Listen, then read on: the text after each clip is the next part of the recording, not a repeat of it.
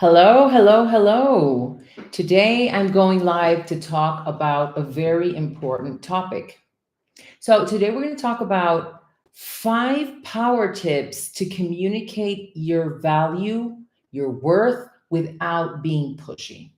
So, one of the reasons I decided to talk about this today is because recently I sent out a survey to the people who are subscribed to my email list asking what the most important struggles they were having were.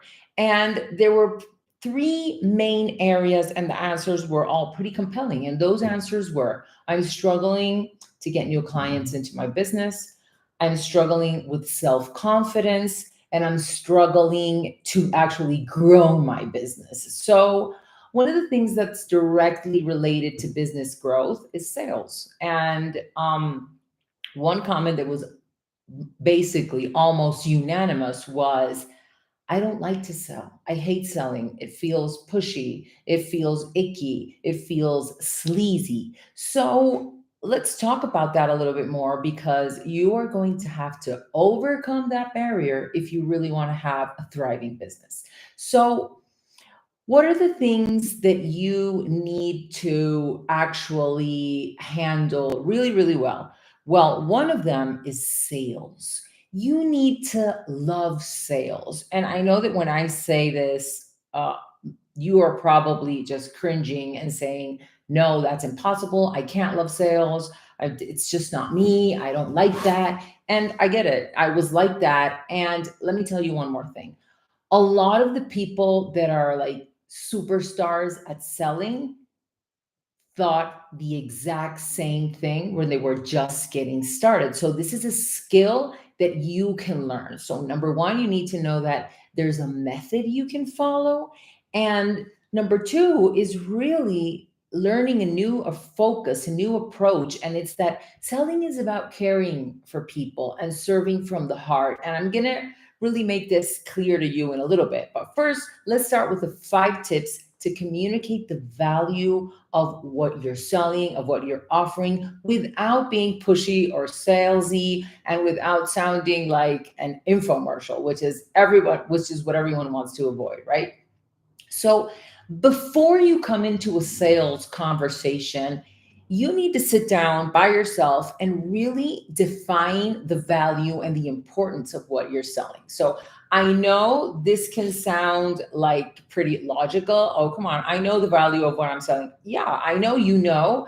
But most of the times when I'm coaching entrepreneurs and I ask them this question, I asked them, what are your main strengths? What makes you, what separates you from the rest? Most of them can name maybe one or two strengths, and then they start getting all over the place with the rest of them. So you need to really sit down, zero modesty, and write it down so that you don't forget what makes you the best option. What are your strengths? That's a really, really important piece. So when you're doing this, do not undermine your talent. Whatever is obvious to you, whatever is logical to you, is not obvious and is not logical to most of the people. That means that you have a true strength. You're gifted in that specific thing. So make sure you acknowledge yourself for all of the strengths that you have. That's a very simple step, and you can do that really quickly, right? That will also help boost your confidence. Like when you're clear on what you bring to the table, you are going to be able to talk about the benefits that you offer, about your value in a confident, bold way that inspires trust in the people who are listening. Does that make sense? All right. Number two is clearly understand your client's needs. And this will apply whether we're talking about a one on one conversation or whether you're selling one to many, like through a webinar or something like that. So, if you're in a one on one conversation, the first thing you need to do before even trying to sell anything is listen. Listen, ask questions, understand what this person who is in front of you wants to accomplish. Have empathy, listen from the heart. It's very, very, very important that you know where this person is and how you can help. So there's no way you're going to clearly know if you don't do a very important amount of listening from the start. So a mistake that a lot of people make is that they come in, they're nervous, and they just start talking about, well, I have this program and this is my method and this is how I do it. And they start talking and talking and talking about what they're selling. And a lot of the time they're doing it in a way that is not serving the client that they have in front of them, because the message is not coming across in a way that tells this client, yes, I am here, I understand your needs, and this is what I can do to help. It's like a general salesy message, which is what we want to really stay away from. Okay. So, very important, you are going to listen. So, hey, so what brings you here? What are you looking for? What do you want to accomplish? What are the things that are holding you back? What are your fears? Like, really get the full picture, and that way, you are going to be able to communicate in a more clear way. If this is, I'm talking about a one-on-one conversation, but if it's one to many, if you're selling in a webinar, then you need to answer these questions about your ideal client before you do that. You need to know that client. You need to know what they want. You need to know what their struggles are so that you can talk to the specific pain points that they have. If you do this, this will allow you to perfectly execute on point number 3, which is tailor your message. So, one thing that you need to be really clear on is you can't be everything to everyone. You just can't. Your message is not going to resonate with the entire world, and that is perfectly fine. If you try to do that, you're speaking to no one. And you want to know why? Because the message is going to be vague, it's going to be general, and it's not really going to resonate with anyone's specific needs. So once you know what you bring to the table, once you know what this person that you are trying to communicate with, well, that you are potentially looking to see if it's right fit to enroll in your coaching services, in your programs, once you know what they're going through, what they want, what their dreams, what their desires are, you can tailor your message so that that person understands that you, number one, understand their needs, and number two, can help them to get exactly where they want. So that's the importance of tailoring that message. The fourth power tip is be clear and be bold on how you can help by communicating the benefits of what you're offering over the features. Now, this is a mistake that I have seen so many entrepreneurs make over and over again. And so, for example, if you're a coach and you are offering your services, this is what you're not going to do. You're not going to sit down and say, well, my coaching package includes 4 weekly calls. I'm going to give you some action guides so that you can work some things out. We're going to meet on Zoom. People are not interested in the stuff that you're giving them. People are interested in the value, in the benefits. So, what do they want to accomplish? How are you going to help them get there? For example, I'm going to give you a really simple example.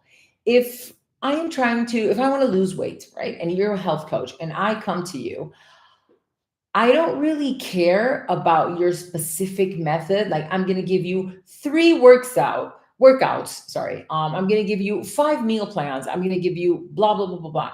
What I really care about is that you help me understand that with your unique method, I am going to lose the weight that I want to lose. And I've tried with like 30 different methods before and have not been successful. So what really is going to sell me into working with you, into buying your plan, your offer, your coaching services, your online course, whatever it is, whatever is going to sell me into that is by you telling me the benefits of what you are offering.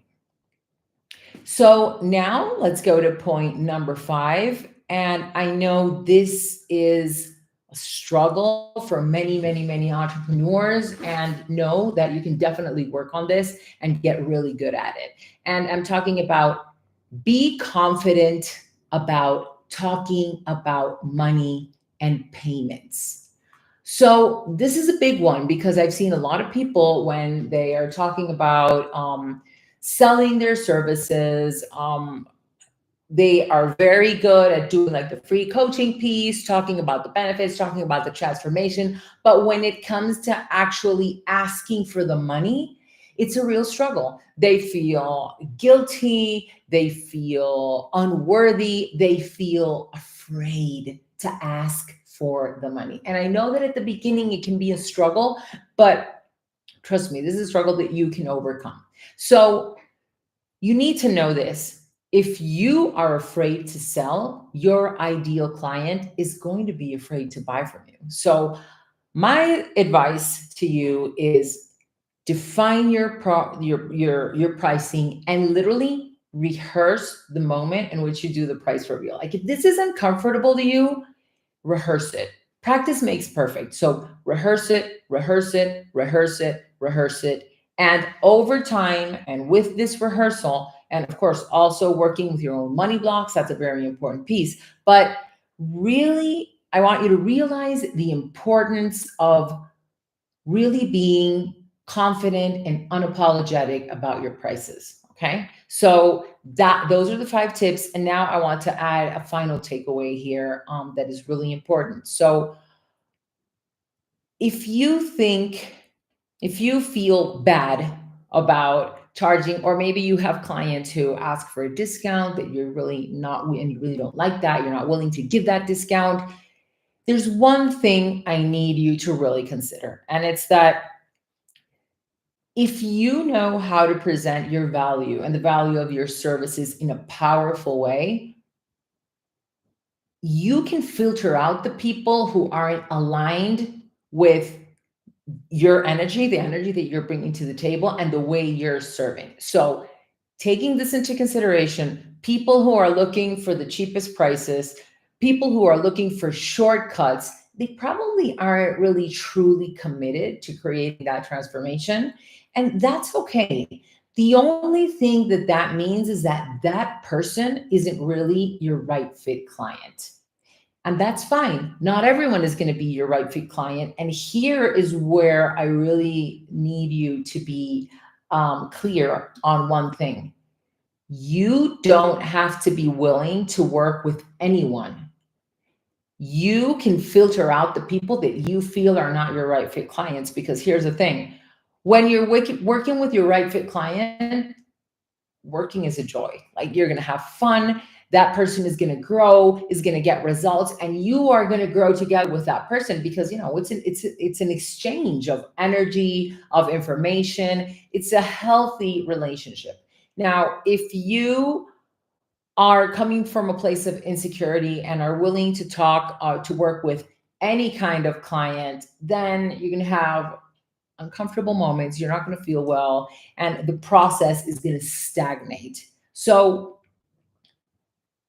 define your prices, get confident on that, understand your worth, and then understand that it is perfectly fine that you run into people that are simply not aligned with the kind of work you do, or with you, or with your style, and with your prices. And they're not willing, they can't like see, or are in a moment in which they're not willing to do the work to get that transformation, if that makes sense. Okay. So what is going to happen when you assume this attitude is that you are going to start repelling more and more. You're going to start repelling the people that aren't like fully aligned with who you are and what you offer. And you're going to start attracting more of the right fit clients that can really make the most of your services and of your support.